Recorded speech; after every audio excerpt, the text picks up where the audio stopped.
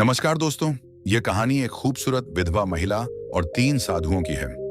जब वह जीवन के कठिन दौर से गुजर रही थी, तब 3 साधु उसके जीवन में आए और उनकी बातों को स्वीकार किया, जिससे उनका जीवन खुशहाल बना और सुखी से जीवन बिताने लगा। आप सभी का मंगलम DRG स्टोरी में स्वागत है। गांव का नाम था राजकोट पर, जो चारों ओर हरियाली से घिरा हुआ था। वहां की आबादी ज्यादा नहीं थी, लेकिन लोग एक दूसरे से परिचित थे। उसी गांव में अहिल्या नाम की एक महिला, जो अपने पति जयशंकर के साथ छोटे से घर में बहुत खुश थी। उसका जीवन एक आदर्श गृहिणी की तरह था। वह सुबह जल्दी उठकर घर का सारा काम निपटाती, फिर अपने पति के साथ खेतों में काम करती है। उसकी मेहनत और स्नेह से घर में हमेशा सुख शांति बनी रहती है। लेकिन भाग्य को यह सुखद जीवन रास नहीं आया। अहिल्या का संसार तब उजड़ गया जब एक दिन जयशंकर खेत में काम करते हुए एक विषैले बिच्छू का शिकार हो गया। बिच्छू ने उसके हाथ में काट लिया और कुछ ही घंटों में उसके शरीर में जहर फैल गया। गांव के लोग झाड़ फूंक और घरेलू उपचारों में लगे रहे, लेकिन कुछ भी असर नहीं हुआ।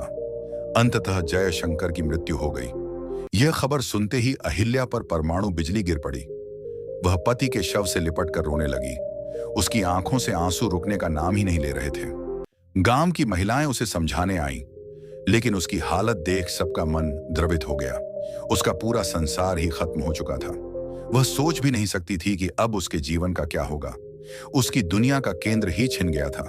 पति की मृत्यु के बाद अहिल्या के लिए दुनिया पूरी तरह बदल गई।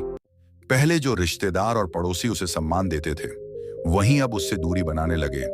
एक विधवा का जीवन कितना कठिन हो सकता है, यह अब उसे समझ में आने लगा था। गांव के कुछ लोगों ने उसे सहानुभूति दिखाई, लेकिन अधिकतर लोगों ने उसे मनहूस मान लिया।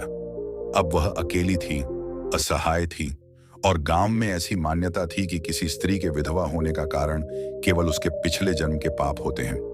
गांव के कुछ अधेड़ पुरुष उसे घृणित नजरों से देखने लगे। पहले जो उसे सम्मान देते थे, अब वही उसे हवस की नजरों से घूरते हुए उसकी लाचारी का फायदा उठाने की कोशिश करते।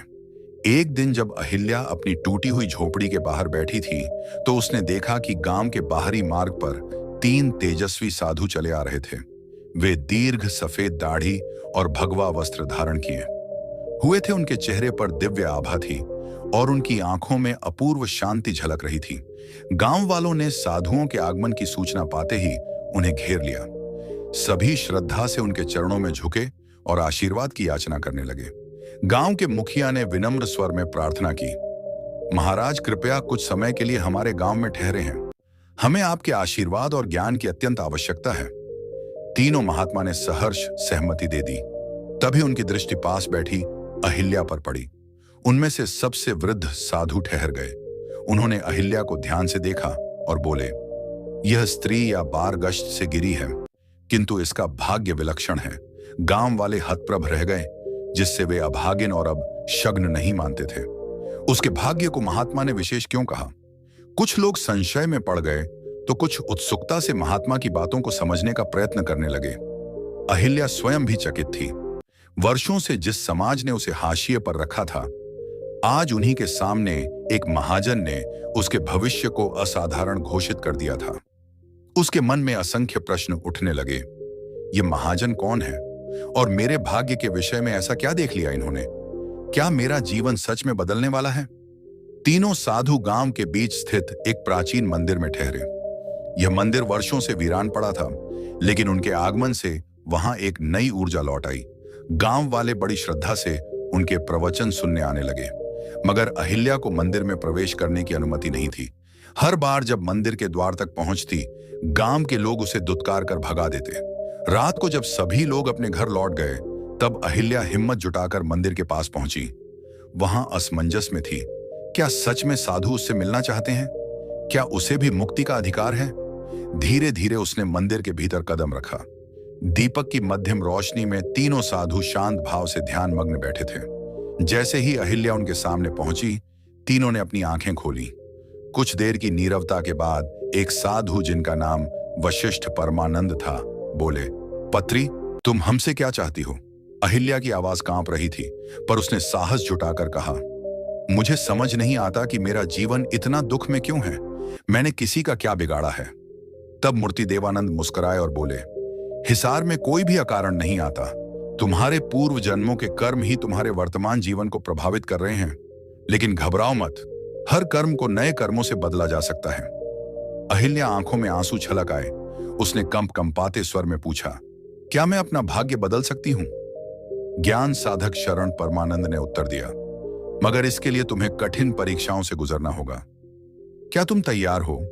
अहिल्या ने बिना किसी संकोच के उत्तर दिया, मैं हर परीक्षा के लिए तैयार हूं। वशिष्ठ परमानंद ने गंभीर स्वर में कहा, कल सूर्योदय से पहले तुम गांव के बाहर वाले पीपल वृक्ष के पास आना, वहीं से तुम्हारी असली यात्रा आरंभ होगी।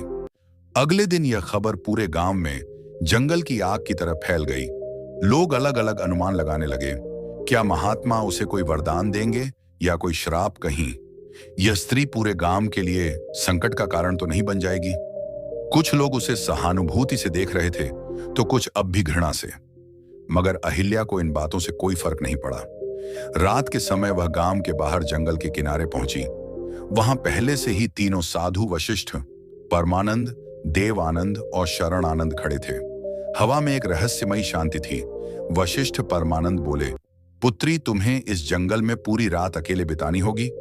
यदि तुमने भय को पराजित कर लिया तो तुम पहली परीक्षा उत्तीर्ण कर लोगी। अहिल्या का दिल जोर से धड़कने लगा। घना जंगल, अंधेरी रात और अनजान खतरे, यह सब सोचकर ही उसकी रीढ़ में सिहरन दौड़ गई।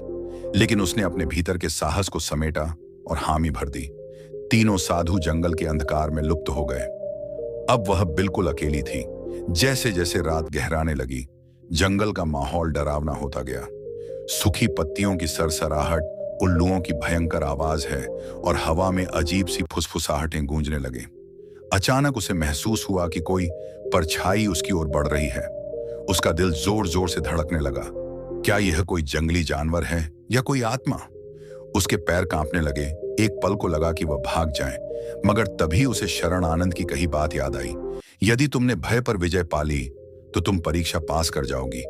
अहिल्या ने अपनी आंखें बंद की, गहरी सांस ली और मन ही मन कहा, मुझे डरना नहीं चाहिए, मेरे साथ भगवान है। मेरा भय केवल मेरे भीतर है, बाहर कुछ नहीं। नहीं। धीरे धीरे उस पर छाई धुंधली होने लगी और कुछ ही क्षणों में विलीन हो गई। जंगल अब भी रहस्यमय था, मगर सावित्री के भीतर का भय जैसे जलकर राख हो गया था। पूरी रात वह अपने डर से जूझती रही, लेकिन हर बार उसने अपने मन को शांत किया, अपने भीतर की रोशनी को जलाए रखा। सुबह की पहली किरण के साथ अहिल्या ने राहत की सांस ली। जब वह उठी तो महसूस हुआ जैसे उसने कोई नया जन्म लिया हो। कुछ ही क्षणों में तीनों साधु उसके सामने आ खड़े हुए।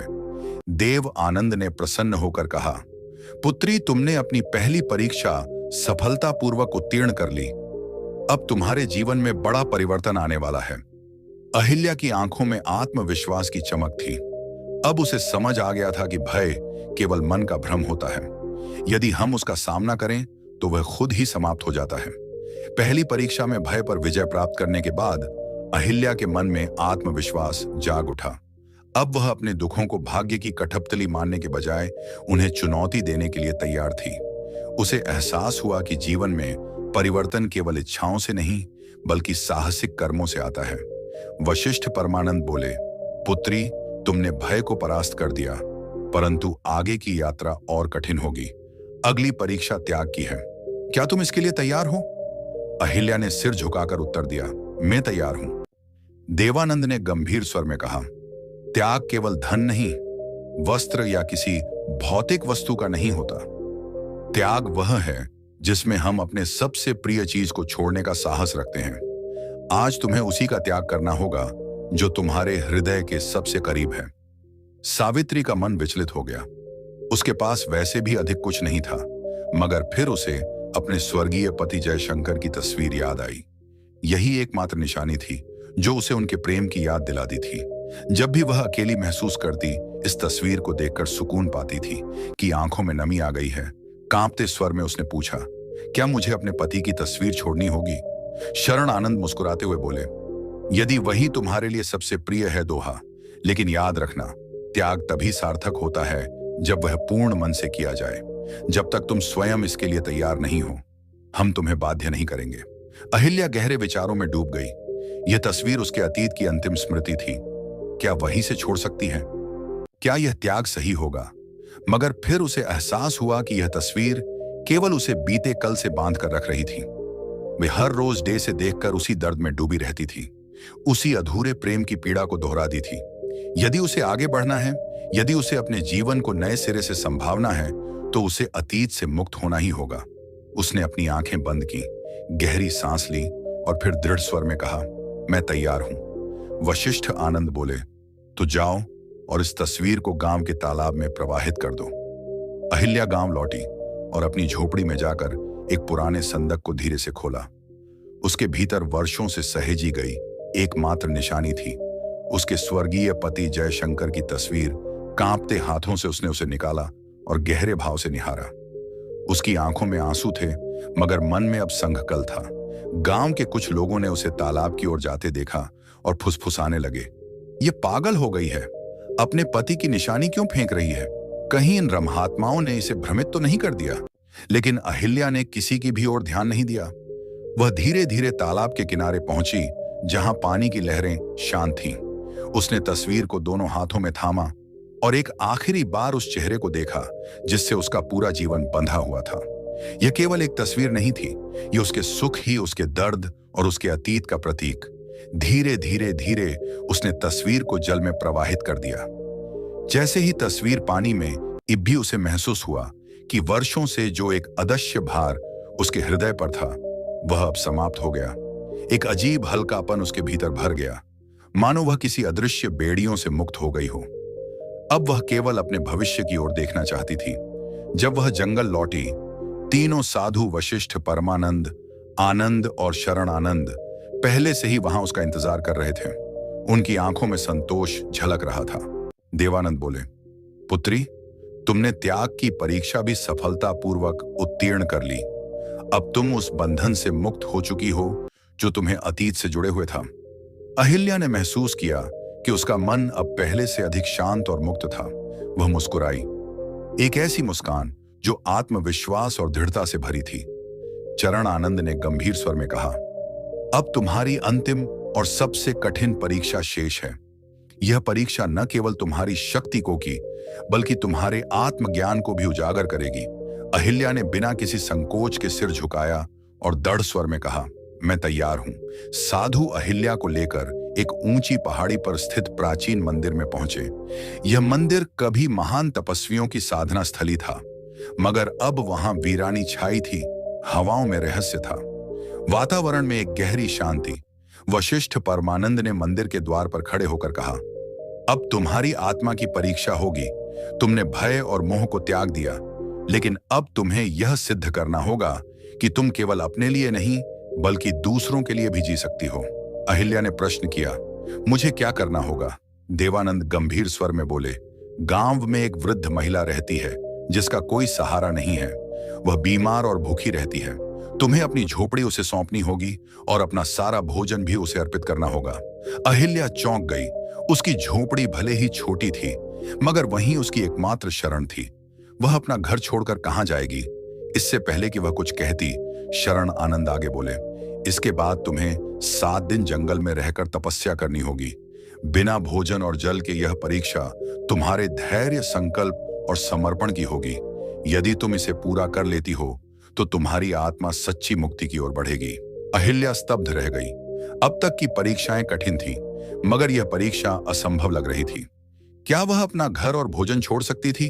क्या वह 7 दिन बिना कुछ खाए पिए जीवित रह सकेगी? मगर फिर उसे महाजन की बातें याद आईं। सच्ची शक्ति शरीर में नहीं, मन में होती है। यह उसका अंतिम परीक्षण था।